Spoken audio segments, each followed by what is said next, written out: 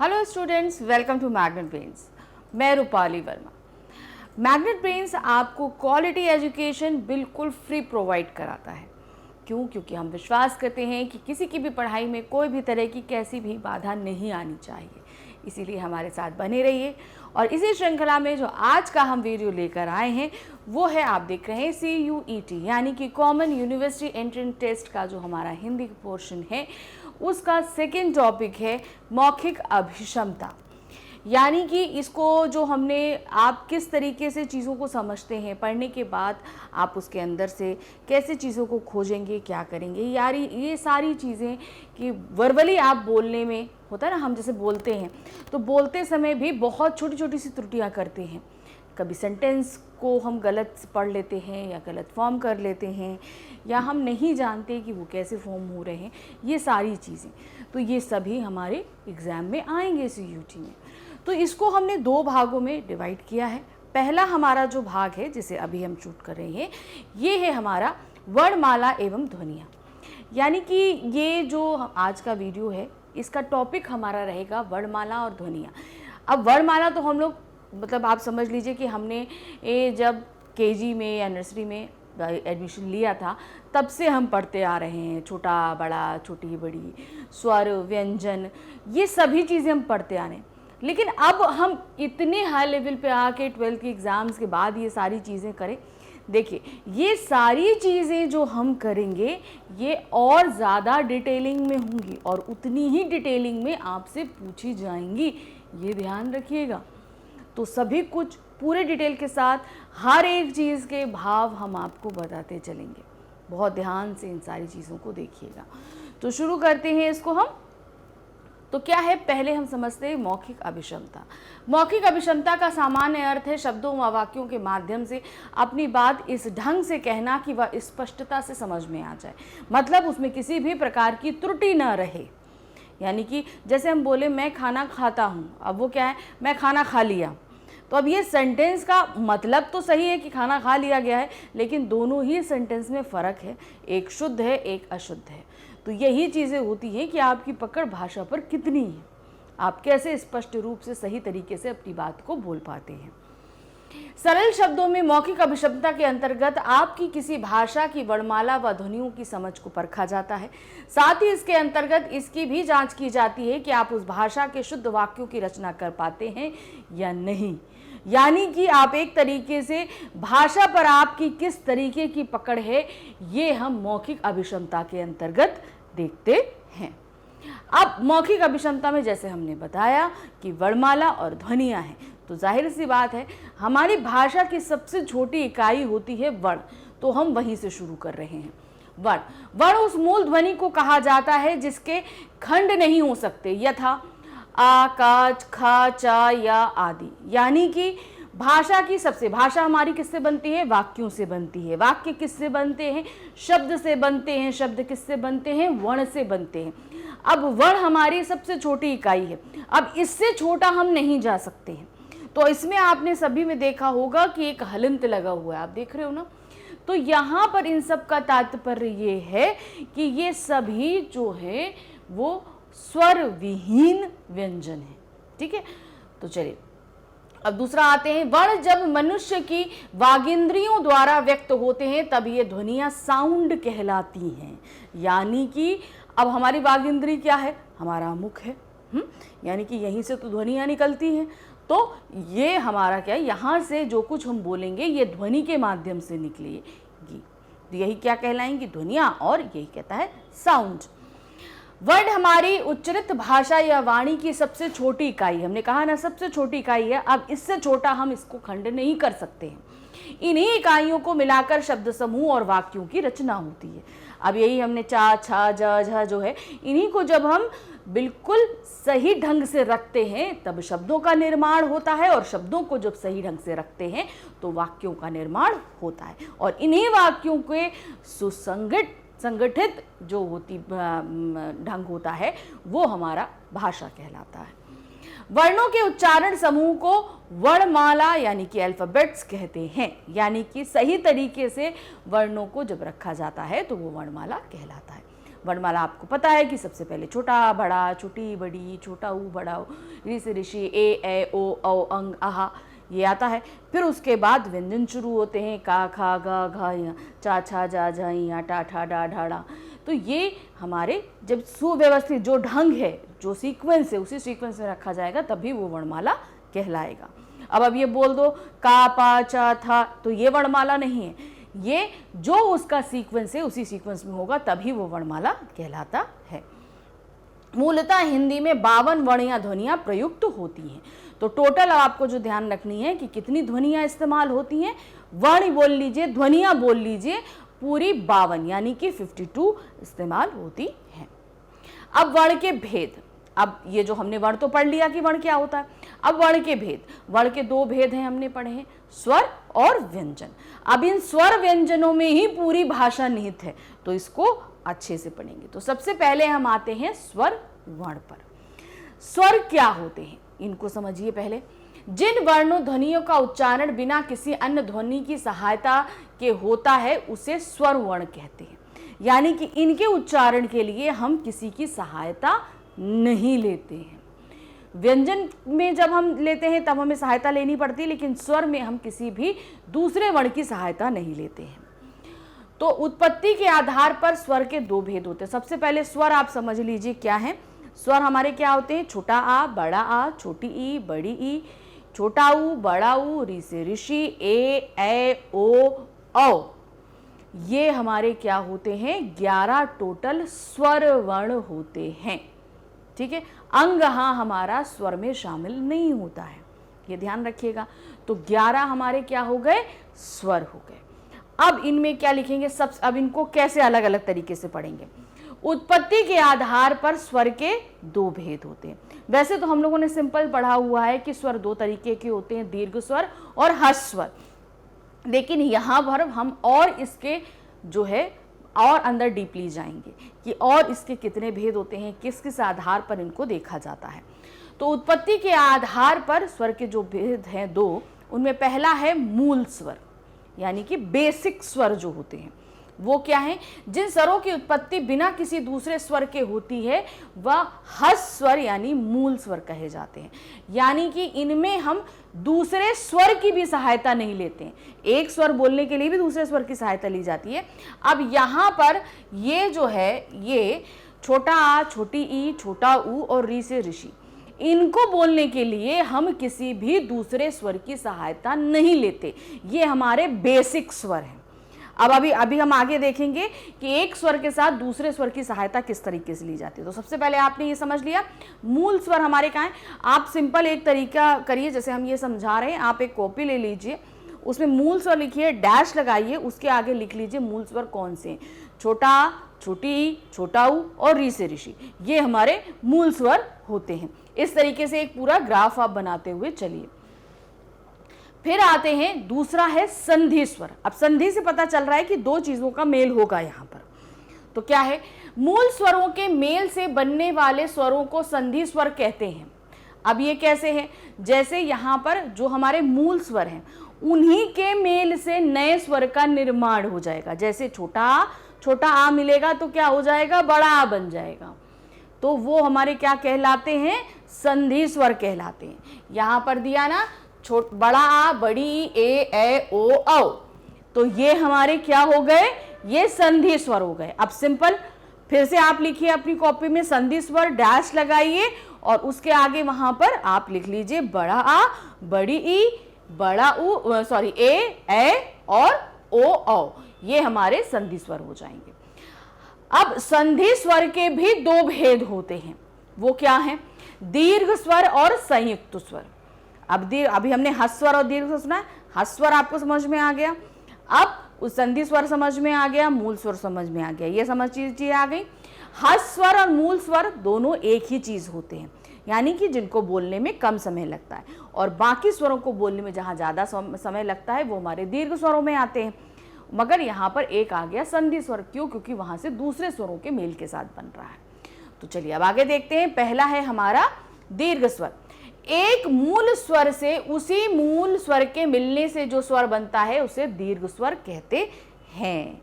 इनमें क्या है, बड़ा आ, बड़ी ई और बड़ा ऊ, ठीक, तो क्या है, छोटा आ मिलेगा तो बड़ा आ बनेगा, छोटी ई बनेगा तो बड़ी ई बनेगा, छोटा ऊ बनेगा तो बड़ा ऊ बनेगा। मतलब कहने का तात्पर्य है जहां मूल स्वर हमारे जो थे, मूल स्वर हमारे क्या थे, आप वापस देखिए यहाँ पर, छोटा आ, छोटी ई, छोटा ऊ और री से ऋषि। तो यानी कि अगर हम छोटा बनाएंगे तो बड़ा हो जाएगा, छोटी ई बनाएंगे तो बड़ी ई हो जाएगा, छोटा ऊ मिलाएंगे तो बड़ा ऊ बन जाएगा। तो ये हमारे क्या बन जाएंगे, दीर्घ स्वर बन जाएंगे। अब उसके बाद हम आगे आते हैं हमारे दूसरे यानी कि संयुक्त स्वर में।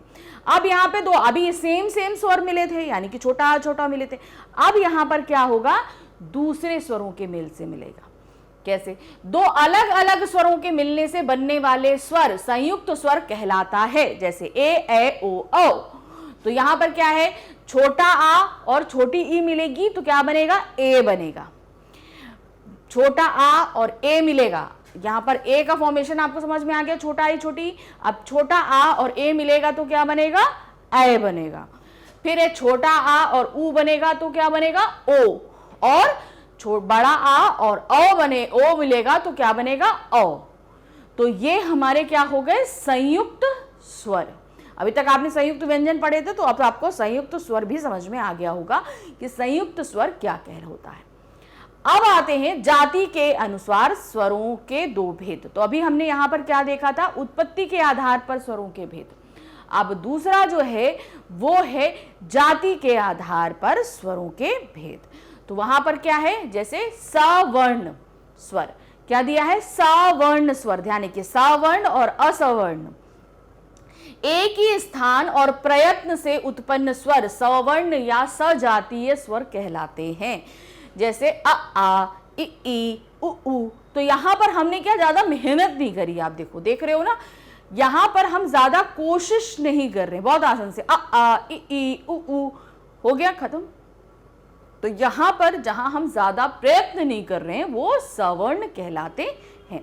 अब असवर्ण क्या कहलाते हैं, जिन स्वरों के उच्चारण, स्थान और प्रयत्न समान नहीं होते उन्हें हम असवर्ण या विजातीय स्वर कहते हैं। अब देखिए, जहां पर हमने ज्यादा प्रयत्न किया और दोनों के उच्चारण में कोई ज्यादा डिफरेंस नहीं था, खाली एक छोटा था एक को खींचना था, तो मतलब यहां पर हमने अपने मुंह को भी देखिए कोई डायरेक्शन चेंज नहीं किया, अ आ, इ ई, उ ऊ। तो यहां आपने देखा कि हमारे बोलने में ना प्रयत्न था, ना ही हमने यहां पर ध्वनियों को ही चेंज किया। लेकिन असवर्ण में हमारे प्रयत्न ज्यादा होंगे और ध्वनियों में भी चेंज होगा। यानी कि क्या देखिए है, असवर्ण विजाति कहते हैं, जैसे अ आ ई, अ का, इ ऊ। तो यहां पर आप देख रहे हो कि हम बोल रहे हैं आ ई ऊ, का। तो ये सब हमारे क्या हो रहे हैं, आप देख रहे हो कि इनमें चेंजेस आ रहे हैं। अब आते हैं उच्चारण के कालमान यानी मात्रा के अनुसार स्वरों के भेद। यानी कि बोलने के तरीके से अभी उत्पत्ति के आधार पर था, फिर उसके बाद हमारा आया जाति के अनुसार, अब हमारा आया है उच्चारण के जो है मात्रा के अनुसार स्वरों के भेद। तो उसमें पहला क्या है, लघु स्वर। क्या आता है, लघु स्वर। जिन स्वरों के उच्चारण में कम समय लगता है उन्हें लघु स्वर कहते हैं। जैसे छोटा, छोटी, छोटा आ ई उ, हमने इसमें कहाँ ज्यादा समय लगा, आ ई उ, हमने फटाफट बोल दिया, यानी कि जिसमें कम समय लग रहा है वो लघु स्वर। और दूसरा है हमारा गुरु स्वर। जिन स्वरों के उच्चारण में अधिक समय लगता है उन्हें गुरु स्वर कहते हैं, यानी कि जिनको बोलने में ज्यादा समय लग रहा है वो गुरु मतलब बड़ा, तो वहां पर ज्यादा समय लगता है। जैसे आ ई उ, तो हम बोलते हैं ना आ ई उ ऊ। तो आप देख रहे हो बड़ा आ में ज्यादा समय लग रहा है, बड़ी ई में ज्यादा समय लग रहा है, बड़ा ऊ में ज्यादा समय लग रहा है, तो ये हमारे क्या हो जाएंगे, गुरु स्वर हो जाएंगे। सब मूल स्वर लघु स्वर हैं और सभी संधि स्वर गुरु स्वर हैं। तो अब ध्यान दीजिए, जहां पर मूल स्वर, जितने मूल स्वर हैं वो सभी लघु स्वर में आएंगे। आप देख रहे हैं मूल स्वर सभी लघु स्वर में आए, फिर और जितने भी संधि स्वर हैं वो सभी गुरु स्वर में आते हैं। अब आते हैं जिह्वा के आधार पर स्वर के 3 भेद होते हैं। जिह्वा यानी कि हमारी टंग से बोलने पे। अग्र स्वर हम जीभ के आगे के भाग से जोर लगा के इन स्वरों को निकालते हैं। क्या है? ई ए। तो आप देख रहे हो यहाँ पर हमारी टंग जो है वो आगे भाग से छूकर ये सारा काम हम कर रहे हैं। फिर है मध्य स्वर आ, तो टंग क्या है? पूरी तरीके से नीचे की तरफ बेंड होती है, आ ऐसे हुआ ना वो। फिर है पश्च स्वर यानी कि पीछे की तरफ से आ उ ओ। तो ये आप देख रहे हैं कि हम जीव्या बोलते जिस हिसाब से उसके अनुसार 3 भेद होते हैं। अब हम आते हैं व्यंजन वर्ण। तो स्वर वर्ण आपके क्लियर हो गए। ये ध्यान रखना है कि ये किसके कितने आधार पर बोले गए हैं। अब आते हैं हम व्यंजन वर्ण पर। व्यंजन वर्ण में क्या है हमारे पास में? व्यंजन वर्ण वे वर्ण या ध्वनियां हैं जिनके उच्चारण में स्वर्ण वर्ण की सहायता लेनी पड़ती है, यानी कि व्यंजन बगैर स्वर की सहायता के बोले ही नहीं जा सकते। अब इसको आप बोल के देखो, का, खा, गा, घा, सब में देखो एंड में आ रहा है, इसको हम बोलेंगे ही नहीं। और अगर कहीं पर बोला जाता है, आप कभी कभी देखते हो कुछ स्वर जो है अधूरे लगते हैं, ठीक है। जैसे आप यहाँ पर लिखोगे, यहाँ पर हमने लिखा पत्ता, आप देख रहे हो, तो ये देखो ता, ये आधा ता है ना, तो ये आधा ता क्यों बना? आधा ता इसलिए बना क्योंकि इसके नीचे आ नहीं जुड़ा है, इसके नीचे हलंत आएगा, ठीक है, यानी कि इसमें आ नहीं जुड़ा। पत्ता, तो एक ता बिना स्वर के है और दूसरा स्वर के साथ में है, इसलिए ये क्या बोला जाएगा? जहां पर जितने भी व्यंजन है सभी जो है वो स्वर की सहायता से बोले जाते हैं, और जहां नहीं लगता है उसके नीचे इस तरीके से हलंत लगाया जाता है, ये आधा स्वर होता है। प्रयत्न के आधार पर व्यंजनों के भेद। अब यहां पर हम जो कोशिश करते हैं उसके आधार पर व्यंजन के भेद हमें बताए जा रहे हैं। पहला क्या है? अभ्यंतर प्रयत्न, यानी कि हम अपने अंदर कितना, अभ्यंतर का मतलब आपको पता है कि अंदर हम कितने प्रयत्न करते हैं। तो यहाँ क्या है? ध्वनि उत्पन्न होने के पहले वागींद्री की क्रिया को अभ्यंतर प्रयत्न कहते हैं। अभ्यंतर प्रयत्न के आधार पर व्यंजनों के भेद हैं स्पर्श, अंतःस्थः, ऊष्म या संघर्षी। तो कहने का तात्पर्य है कि हम बोलने के लिए अपनी वागिंद्री यानी कि मुंह के अंदर कितना प्रयत्न करते हैं, उसके आधार पर व्यंजन को 3 भागों में, अभ्यंतर जो हमारा अभ्यंतर प्रयत्न है उसके आधार पर हम व्यंजनों को 3 भागों में डिवाइड करते हैं।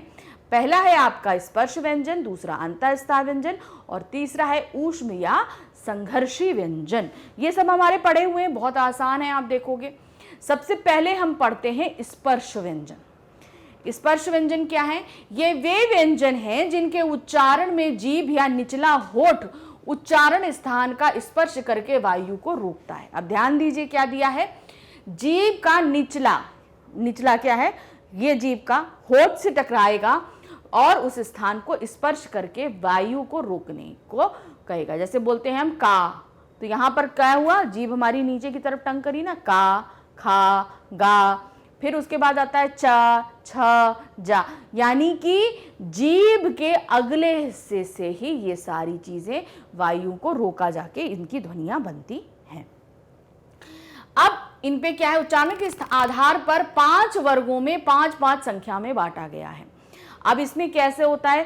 का वर्ग, चा वर्ग, टा वर्ग, ता वर्ग और पा वर्ग, ये 5 में बांटा गया है। अब का वर्ग में क्या आता है? का, खा, गा, घा, ड़ा। तो ये कहां से बोलते हैं? हम कंठ से बोलते हैं। कैसे बोल रहे हैं? कंठ से। का, खा, गा, घा, आप हाथ लगाओ, आपको सब कुछ महसूस होगा, आप गले के उससे बोल रहे हो जोर से। फिर आते हैं चा वर्ग में, चा, छा, जा, झा, इया। तो ये कहां से बोल रहे हैं? हम तालू से, यानी कि हम अपने मुंह के जो आंदरूनी ऊपरी हिस्से हैं उससे बोल रहे हैं, चा, छा, जा, झा। फिर हम आते हैं, ये आ रहा है टा वर्ग, टा, ठा, डा, ढा, ड़ा। फिर ये कहाँ आ रहा है? मूर्धा यानी कि ऊपरी स्वर से। फिर है ता वर्ग, ता, था, दा, धा, ना। यहाँ पे जीभ देखिए कहाँ टकरा रही है? हमारे दांतों पे। तो ये हो गया दंत से हम बोल रहे हैं। फिर आते हैं पा वर्ग, पा फा बा भा मा, तो ये हमारे होठ से आ रहा है, तो ये कहाँ आएगा, होठ से। तो ये ध्यान रखने, ये आपके 5 वर्ग हैं, 5 वर्णों का समूह है, और ये क्या कहलाते हैं, स्पर्श व्यंजन। फिर आते हैं अंतःस्थ व्यंजन। ये वे व्यंजन है जिनका उच्चारण स्वर और व्यंजन का मध्यवर्ती होता है। इन व्यंजनों में श्वास का अवरोध बहुत कम होता है। ये 4 हैं, या, रा, ला, वा। अब ये कहां पर आ रहे हैं, ध्यान दीजिएगा, स्वर और व्यंजन का मध्यवर्ती होता है। इनमें हम ज्यादा कोशिश नहीं करते हैं, या, रा, ला, वा, ठीक। और इसमें क्या है, इन व्यंजनों में श्वास का अवरोध बहुत कम होता है। इनमें भी या और वा में वा प्रवृत्ति अधिक है। इस विशेष योग्यता के कारण इन दोनों को अर्ध स्वर भी कहा जाता है। अब ध्यान रखिएगा, इस अंतः स्वर व्यंजन में भी 2 हमारे अर्ध स्वर हैं, या और वा। क्यों, क्योंकि इसमें हम बिल्कुल ही कोशिश नहीं करते। या, रा, ला, वा, आप देखेंगे या और वा में ज्यादा प्रयत्न नहीं है, इसलिए ये अर्ध स्वर भी कहे जाते हैं। फिर आते हैं ऊष्म या संघर्षी व्यंजन। अब ऊष्म व्यंजन आपको पता है, जैसे पता चल रहा है कि यहाँ पर संघर्ष किया जाएगा, और ऊष्म मतलब गर्माहट पैदा होगी।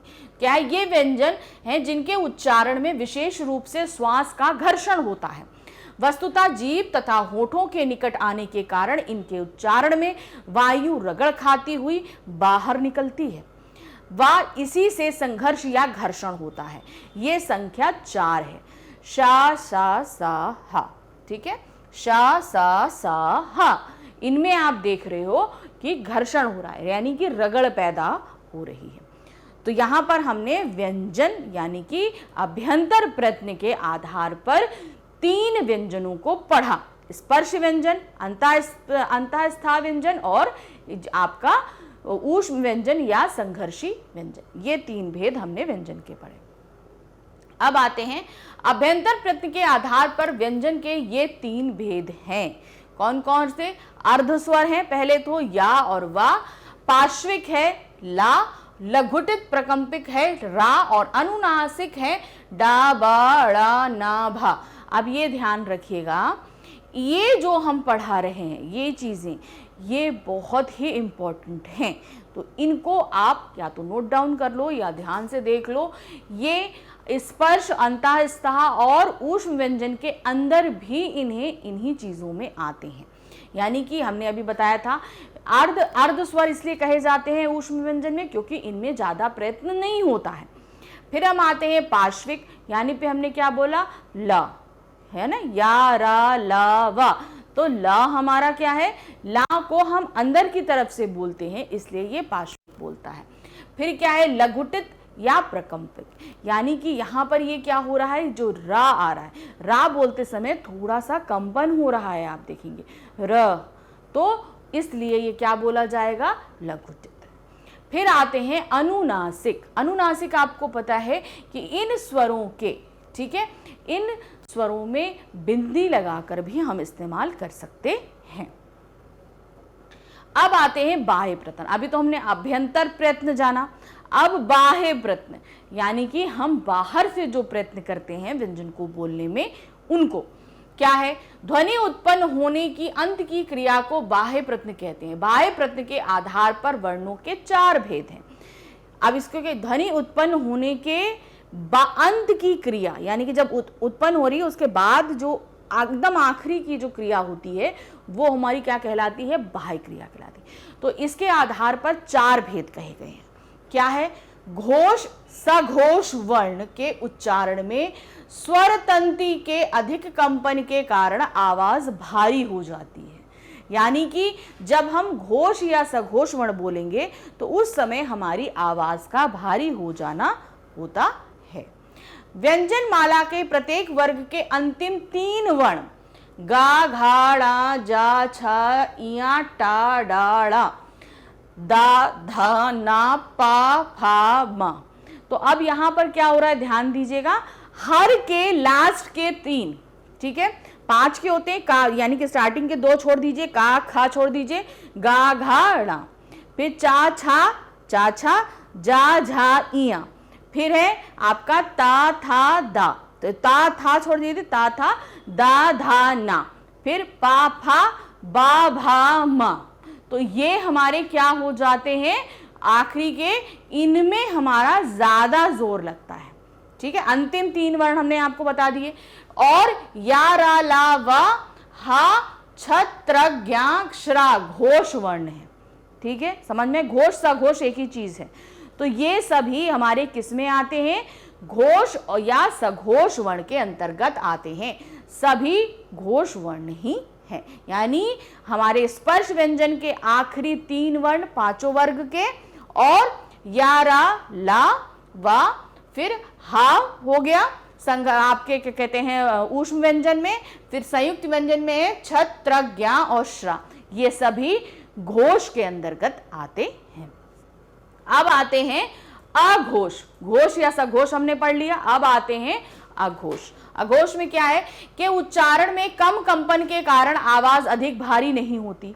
पहले घोष अघोष में जो है आवाज हमारी भारी होगी और अघोष में भारी नहीं होगी। इनके उच्चारण में केवल श्वास का प्रयोग होता है और प्रत्येक वर्ण के प्रथम 2 वर्ण, यानी कि आगे वाले का खा चा छा जो हमने पहले छोड़ दिए थे वही वाले, चा छा जा झा टा ठा दा ता था पा फा, यानी कि स्टार्टिंग के जो 2 स्पर्श व्यंजन के 5 वर्ग के शुरू के 2-2 वर्ण हमारे अघोष में आएंगे। और उसके अलावा शा सा सा जो हमारे हैं वो अघोष के अंतर्गत आते हैं, क्योंकि इनमें हमें ज्यादा प्रयत्न नहीं करना पड़ता, यानी कि इसमें ज्यादा घर्षण या कंपन नहीं होता है। फिर आते हैं महाप्राण व्यंजनों के उच्चारण में ज्यादा ऊर्जा। पहला हो गया सघोष, दूसरा अघोष, और तीसरा हमारा क्या है, महाप्राण व्यंजन। उच्चारण में ज्यादा ऊर्जा, श्वास और वायु खर्च होती है, यानी कि इसमें हम ज्यादा कोशिश करते हैं। स्पर्श व्यंजनों में प्रत्येक वर्ग का दूसरा व चौथा वर्ण, दूसरा यानी कि खा हो गया, फिर उसके बाद छा हो गया, ये है ना दूसरा, यानी ये खा हो गया, छा हो गया, ठा हो गया, फिर था हो गया, पा हो गया, ये आपने समझा। फिर दूसरा और चौथा, चौथा कौन सा आएगा हमारा, जैसे घा हो गया, छा हो गया आपका, ये हो गया, ये चौथा, चौथा हो गया झा, ये हुए ना। तो ये हमारे सब क्या कहलाएंगे, इनमें चौथा वर्ण। ये देखिए खा घा छा झा टा ढा था धा और पा भा, ये हम, और ये ऊष्म वर्ण महाप्राण व्यंजन कराते हैं। और सारे ऊष्म वर्ण यानी कि कौन से ऊष्म वर्ण, शा सा शाहा, ये सभी हमारे क्या है, महाप्राण व्यंजनों के अंतर्गत आएंगे। आगे है अल्प प्राण व्यंजनों। अब क्या आ रहा है नेक्स्ट हमारा, अल्प प्राण व्यंजन के उच्चारण में कम ऊर्जा, श्वास और वायु खर्च होती है, मतलब इसमें हमें ज्यादा ताकत नहीं लगानी पड़ती है। स्पर्श व्यंजनों में प्रत्येक वर्ग का प्रथम और तृतीय व पंचम वर्ण आपका और अंतःस्था व्यंजन और अल्प प्राण व्यंजन है। कैसे, अब ये देखिए हम बता दें, हमने क्या पढ़ा था, का खागा। अब इसको पहले एक उससे समझिए, का वर्ग हमारे स्पर्श व्यंजन क्या था, का वर्ग, चा वर्ग, टा वर्ग, ता वर्ग और पा वर्ग, ये हमारे 5 जो है, और 5-5 के समूह हमारे स्पर्श व्यंजन थे। अब स्पर्श व्यंजन के उन्होंने क्या बोला है, आपका प्रथम तृतीय और पंचम, यानी कि बीच में से एक एक हटाते जाइए, दूसरा और आप चौथा हटा दीजिए, यानी कि क्या हुआ, का है खा हटा दीजिए, गा है घा हटा दीजिए होना, तो ये हमारे क्या हो जाएंगे, आपका प्रथम तृतीय और पंचम वर्ण।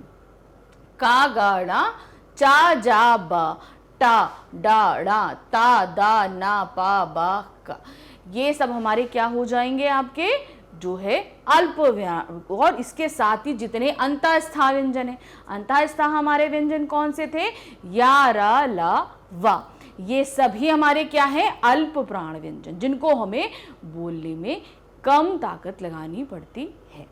फिर अब हमारा नेक्स्ट आते हैं संयुक्त व्यंजन। अभी हमने देख लिया, अब ये हमारे 4 भेद थे, हमने आपको पहले भी बताया 4 भेद हमारे बाह्य प्रत्न के थे।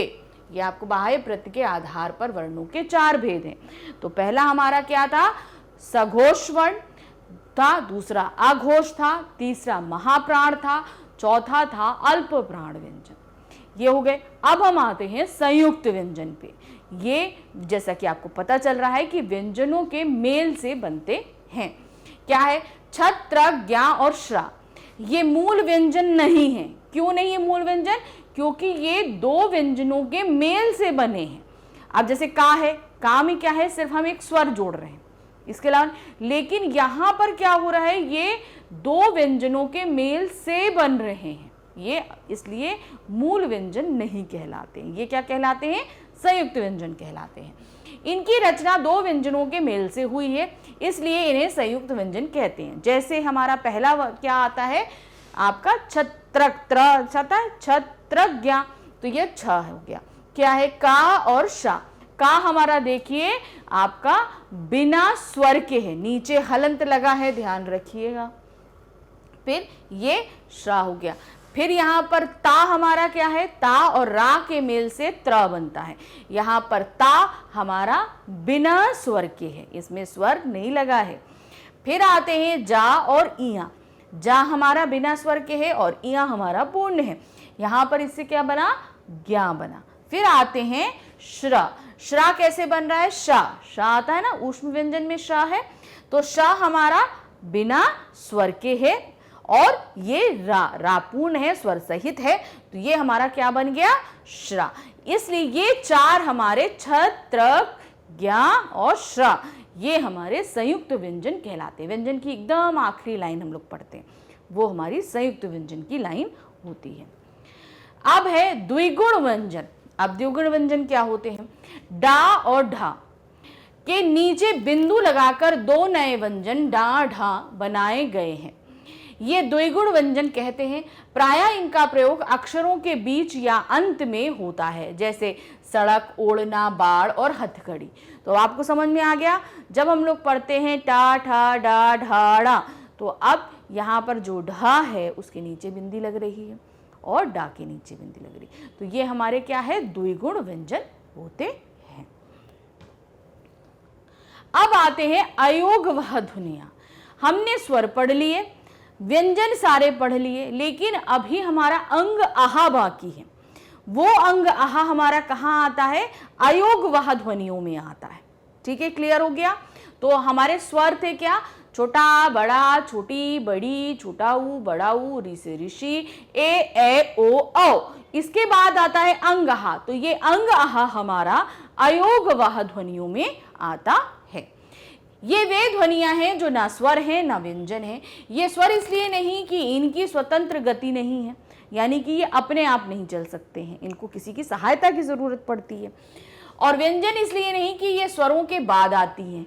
ये व्यंजन इसलिए नहीं है क्योंकि ये स्वरों के कॉलम में ही जुड़ी हैं, व्यंजन में नहीं आ रही हैं, इसलिए व्यंजन नहीं है। तो समझ में आ गया ये स्वर क्यों नहीं है और ये व्यंजन क्यों नहीं है।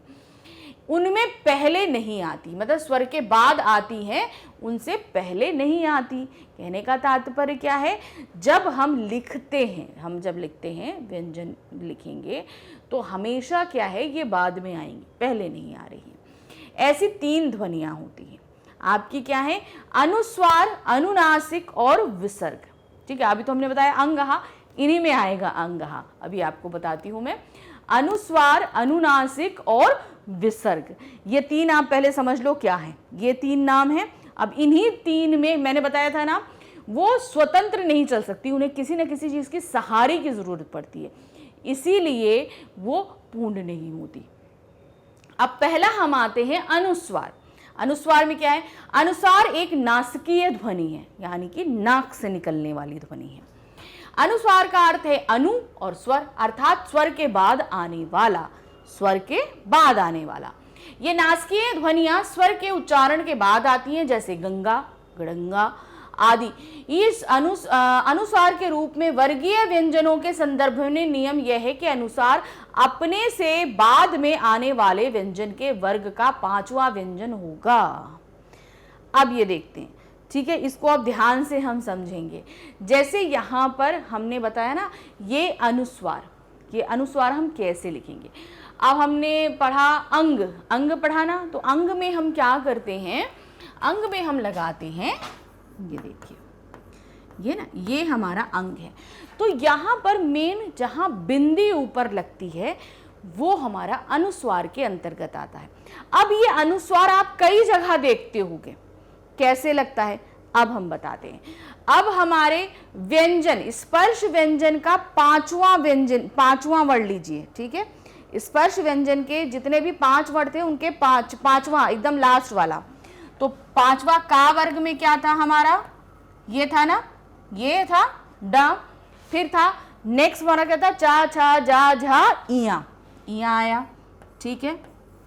फिर आया इया हो गया, फिर आया हमारा टा वर्ग, टा ठा डा ढा ड़ा, ड़ा आया। फिर आया ता था दा धा ना। फिर आते हैं पा फा बा भा मा, ये है, ठीक है। अब ये अभी तो आप देख रहे हो ये पूर्ण व्यंजन है, ठीक है। ये हमारे स्पर्श व्यंजन के हर वर्ग के पंचम वर्ण है, ध्यान रखिएगा, 5वां वर्ण है एकदम आखिरी वाले। अब जब इनके नीचे हम हलंत लगा देते हैं इस तरीके से, ठीक है, तो ये हमारे क्या हो गए, ये स्वर रहित व्यंजन हो गए, यानी कि इनमें स्वर नहीं है। अब ये सभी व्यंजन बिंदियों में तब्दील हो सकते हैं, ठीक है। कैसे तब्दील हो सकते हैं, अब यहां पर आप देखो, हमने क्या बताया आपको अभी, जैसे हम गंगा लिखते हैं तो गंगा में ऊपर बिंदी लगाते हैं, लेकिन इसका मूल रूप ये होता है। अब हमने आपको क्या बताया था, जैसे ही हम डा लगाएंगे, विसर्ग लगाएंगे, अब वो नीचे हमने आपके हलंत लगा दिया, उसको स्वर रहित कर दिया, तो वो तुरंत बिंदी में तब्दील हो जाएगा। ये देखिए, ये था ना, ये कहाँ तब्दील हो गया, बिंदी में तब्दील हो गया। फिर उसी की तरह हमने आपको क्या बताया, माँ, ये देखिए माँ है, ये हमने क्या कर दिया, आपका स्वर रहित कर दिया, तो वो भी हमारा क्या होगा, बिंदी में तब्दील हो जाएगा। ये देखिए माँ है। फिर आते हैं ना, ना हमारा ये पंचम वर्ण है, इसको हमने जैसे ही स्वर रहित किया ये भी बिंदी में बदल सकता है। फिर आते हैं हम इया, इया को देखो यहाँ पर, इया को भी हमने वहां बिंदी में तब्दील कर दिया, ये देखिए, ठीक। तो इसके अलावा कोई और बिंदी में तब्दील नहीं होता। जैसे आप बोल दो कि हमने आधा का है, आधा का को हम बिंदी में तब्दील कर दें, तो वो नहीं होता है, ये ध्यान रखिएगा। तो ये हमेशा ध्यान रखिए कि ये जो बिंदी बदलने वाले वर्ण हैं वो सिर्फ स्पर्श व्यंजन के जो पंचम वर्ण हैं हर वर्ग के, वही बिंदी में तब्दील हो सकते हैं। इसके अलावा और कोई बिंदी में कोई भी स्वर रहित व्यंजन बिंदी में तब्दील नहीं होता है। और यही बिंदी जो होती है क्या कहलाती है, अनुस्वार कहलाती है। क्लियर हो गया। अनुस्वार हमारा नासिकीय है क्योंकि ये अंग की बिंदी जो है हमारे नाक से उच्चारित होती है। अब कुछ में क्या होता है, वो अपने आप ही भी जो है वो अंग की बिंदी लगती है, तो वो तो लगेगी ही लगेगी। तो ये हमारा क्या कहलाया, अनुस्वार। क्लियर हो गया आप सभी को। अब आगे बढ़ते हैं। अब आते हैं अनुनासिक। अनुनासिक क्या होता है, वह नासिकीय ध्वनि जो स्वर के साथ जोड़कर बोली जाती है। इसके संकेत के रूप में आ के साथ चंद्र बिंदु तथा ए ओ की मात्रा के साथ बिंदु का प्रयोग किया जाता है। अब यहाँ पर ध्यान रखिएगा कि जब हम आ के ऊपर लगाएंगे, यानी कि ये देखिए, यानी कि जब स्वर की मात्रा बड़ा आ बनता है ना, छोटा आ या बड़ा आ रहेगा, तो उसके ऊपर हमेशा हम चंद्रबिंदी मात्रा, भाई छोटा आ की तो मात्रा नहीं होती है, ठीक है ना, बड़ा आ की मात्रा होती है। तो जब छोटा आ होगा तब हम चंद्रबिंदु लगा देंगे। और अगर मान लीजिए किसी व्यंजन के साथ में बड़ा आ की मात्रा लग रही है तो भी हम चंद्रबिंदु लगा देंगे। लेकिन अगर ए और ओ की मात्रा लग रही है तो वो अनुनासिक हमारी क्या होगी, बिंदी में तब्दील होगी इस तरीके से। क्यों? क्योंकि इस मात्रा के साथ हमारी चंद्रबिंदी नहीं लगती। जैसे हमने बताया जोंक, ये इन्होंने जोंक लिखा हुआ है तो इसके साथ हमने बिंदी लगाई। अब इसको अगर आप ऐसे करके लिख दोगे, इसके साथ चंद्रबिंदी भी लगा दोगे, तो ये तो गलत है ना, ऐसे तो लगेगा नहीं क्योंकि ऑलरेडी एक मात्रा ऊपर दे रखी है। तो ये तरीका हमारा गलत है और ये वाला सही है। ये इस तरीके से लगे। तो समझ में आ गया, जब छोटा आ या बड़ा आ रहेगा तो हमेशा चंद्रबिंदी लगेगी। लेकिन इसके अलावा अगर मान लीजिए ऊपर, जहां ये सिंपल समझिए, ऊपर जो मात्रा मिल रही है, जैसे मान लीजिए ए की लग रही है, ओ की लग रही है, औ की लग रही है, तो उन सभी के साथ में हम सिर्फ बिंदी लगाएंगे। अब मान लीजिए छोटा ऊ की मात्रा या बड़ा ऊ की मात्रा है, तो उस कंडीशन में हमारे पास क्या रहेगा, क्योंकि ऊपर तो मात्रा नहीं लग रही है ना। तो जैसे हम यहां पर लिखते हैं ऊंट, तो ऊंट क्या हुआ, यहां पे हम चंद्रबिंदी लगा सकते हैं ना, बिल्कुल लगा सकते हैं, क्योंकि यहां ऊपर तो कोई मात्रा नहीं जा रही। तो उस कंडीशन में ऊपर हमारा चंद्रबिंदु लग सकता है। ठीक है, तो क्लियर हो गया ये। अब आते हैं, ये हमारा अनुनासिक हो गया। तो बिंदी हमारा क्या कहलाता है, अनुस्वार, चंद्रबिंदी, अनुनासिक। अब बचा विसर्ग। विसर्ग हमारा क्या था, जब हम आ लगा के आहा लगाते हैं। तो ये जो दो बिंदियां हैं, ये हमारी क्या कहलाती हैं, विसर्ग कहलाती हैं। तो क्या है, यह वह ध्वनि है जो कुछ तत्सम शब्दों के स्वर के बाद हा रूप में उच्चारित होती हैं, जैसे दुख, छह, प्रातः, अतः। और इसको उच्चारित कैसे करते हैं, ह से। ठीक है, संस्कृत में इसका प्रयोग होता है ना, तो संस्कृत में वो क्या बोला जाता है, विसर्ग ही बोला जाता है, मगर हिंदी में भी इसका कहीं ना कहीं हम इस्तेमाल करते हैं। अब यहाँ पर क्या है, आपके लिए कुछ बोला गया है, यहाँ यह ध्यान रखना आवश्यक है कि वर्णमाला में अनुस्वार और अनुनासिक ध्वनियां की गणना एक ध्वनि के रूप में ही की जाती है।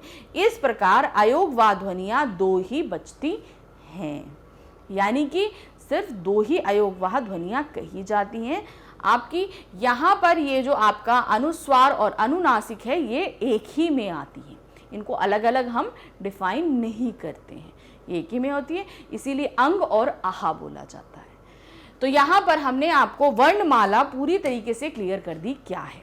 अब इसके आगे क्योंकि अब तो आपको क्वेश्चंस पूछे जाएंगे भाई एग्जाम में, तो उन क्वेश्चंस के लिए हम आपके लिए पूरा प्रैक्टिस पेपर लेकर आएंगे, यानी कि हम इसी टॉपिक पे आपके लिए पूरे एमसीक्यूज लेकर आएंगे। लेकिन पहले हम ये देखेंगे कि ये जो हमने आपको बताया है, इसे अगर आप ढूंढना चाहेंगे तो कहाँ मिलेगा। उसके लिए आपको आना होगा हमारे चैनल मैग्नेट पेन्स पे।